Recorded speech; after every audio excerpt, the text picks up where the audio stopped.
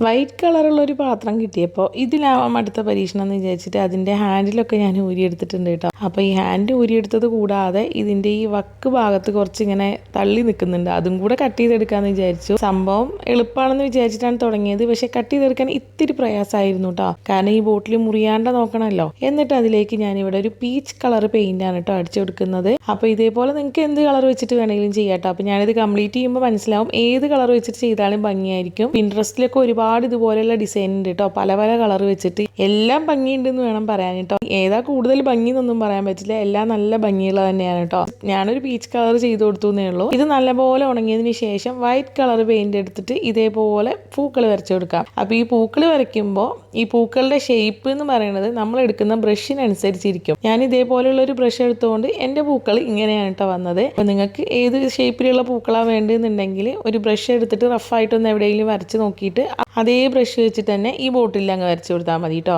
അപ്പോൾ ഇങ്ങനെ ഞാൻ അവിടെ ഇവിടെ ആയിട്ട് കുറച്ച് പൂക്കൾ വരച്ചു കൊടുത്തിട്ടുണ്ട്. ഇനി ഇതിന്റെ സെന്റർ ഭാഗത്ത് ഇതേപോലെ യെല്ലോ കളർ വെച്ചിട്ടൊന്ന് ഫിൽ ചെയ്ത് കൊടുക്കാം കേട്ടോ. അങ്ങനെ പെർഫെക്റ്റ് ആയിട്ട് റൗണ്ടിലൊന്നും ചെയ്യേണ്ട. ഇങ്ങനെ റഫായിട്ട് വെറുതെ ഇങ്ങനെ ഡാബ് ചെയ്ത് കൊടുത്താൽ മതി കേട്ടോ. അപ്പോൾ തന്നെ നല്ല ഭംഗിയായിരിക്കും കാണാനേ. അങ്ങനെ എല്ലാ പൂക്കളും ഇതേ മഞ്ഞ കളറാക്കി എടുത്തപ്പോൾ തന്നെ ബോട്ടിന്റെ ലുക്ക് ആകെ മാറിയിട്ടുണ്ടല്ലേ. അപ്പോൾ ഈ പൂക്കളുടെ അതേ കളറിലുള്ള ഒരു ലേസ് എൻ്റെ കയ്യിലുണ്ടായിരുന്നു കേട്ടോ. അപ്പോൾ അത് വെച്ചിട്ട് ഞാൻ മുകളിൽ ഇങ്ങനെ സ്റ്റിക്ക് ചെയ്ത് കൊടുക്കുകയാണ്. ഞാനിവിടെ ഫെവിക്കോൾ വെച്ചിട്ടാണ് കേട്ടോ സ്റ്റിക്ക് ചെയ്യുന്നത്. അപ്പോൾ നിങ്ങൾക്ക് ഇതിന് പകരമായിട്ട് മാക്രമേ ത്രെഡോ അല്ലെങ്കിൽ ജൂട്ടിന്റെ ത്രെഡോ അങ്ങനെ എന്ത് വേണമെങ്കിലും യൂസ് ചെയ്യാം കേട്ടോ. ഇനി ഒന്നും അല്ലെങ്കിലും റിബൺ വെച്ചിട്ട് വെറുതെ ജസ്റ്റ് ഇങ്ങനെ ഒട്ടിച്ചു കൊടുത്താലും മതി. അപ്പോൾ ഇതെങ്ങനെയുണ്ട് കാണാൻ? നല്ല ഭംഗിയില്ലേ കാണാൻ? അപ്പോൾ ഇതുപോലത്തെ മറ്റ് പേസ്റ്റൽ കളേഴ്സ് വെച്ച് ചെയ്താലും നല്ല ഭംഗിയായിരിക്കും കേട്ടോ.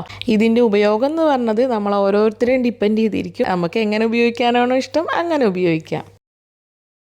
ഞങ്ങൾക്കൊന്നും വരയ്ക്കാനും പെയിന്റ് ചെയ്യാനൊന്നും അറിയില്ല എന്ന് പറയുന്നവർക്കുള്ള ഒരു വീഡിയോ ആണ് കേട്ടോ ഇത്. ആർക്കും എന്തും ചെയ്യാൻ പറ്റും എന്നുള്ളത് മനസ്സിലാക്കി തരുന്ന ഒരു വീഡിയോ ആണ്. അപ്പോൾ ഇതിനായിട്ട് ഞാനൊരു പാത്രം എടുത്തിട്ടുണ്ട്. വൈറ്റ് കളറാണ്. അതിന്റെ ഹാൻഡിൽ ഊരിയെടുക്കാണ് കേട്ടോ. ഇതൊരു തൈരിന്റെ പാത്രമാണ് കേട്ടോ. അപ്പോൾ വൈറ്റ് കളർ ആയതുകൊണ്ട് തന്നെ ഇതിൽ ഞാൻ റെഡ് കളർ വെച്ചിട്ട് ഡിസൈൻ ചെയ്യാന്നാണ് വിചാരിക്കുന്നത്. റെഡ് കളർ പെയിന്റ് വെച്ചിട്ട് ഇതേപോലെ കുഞ്ഞു കുഞ്ഞു ഹാർട്സ് വരച്ചു കൊടുക്കാം. പെയിന്റിന് പകരം വേണമെങ്കിൽ പെർമനന്റ് മാർക്കറും യൂസ് ചെയ്യാം കേട്ടോ. എന്നിട്ട് ഇതേപോലെ ഓരോ ഹാർട്സും ഇങ്ങനെ ഫിൽ ചെയ്ത് കൊടുക്കുന്നുണ്ട്. അപ്പോൾ പല പല വലിപ്പത്തിൽ വരച്ചാൽ മതി കേട്ടോ. ഒരു ഹാർട്ട് വരയ്ക്കുമ്പോൾ ഇത്തിരി തെറ്റിപ്പോയി എന്ന് വിചാരിച്ചിട്ട് വിഷമിക്കേണ്ട. അതിന് ഇത്തിരി അങ്ങ് വലിപ്പം കൂട്ടി കൊടുത്താൽ കാര്യം എളുപ്പമാവും. അപ്പോൾ ഇങ്ങനെ അവിടെ ഇവിടെ ആയിട്ട് ഹാർട്സ് നിറയെ വരച്ചു കൊടുത്തിട്ടുണ്ട്. ഇനി അതിനുശേഷം ഇതിന്റെ മുകൾ ഭാഗത്ത് ഞാനൊരു ഗോൾഡൻ കളർ ലേസ് ഇങ്ങനെ സ്റ്റിക്ക് ചെയ്ത് വെക്കുകയാണ്. ഞാനിവിടെ ഡബിൾ സൈഡ് ടൈപ്പ് ഒട്ടിച്ചിട്ട് അതിന് മുകളിലാണ് കേട്ടോ ലേസ് വെച്ച് കൊടുക്കുന്നത്.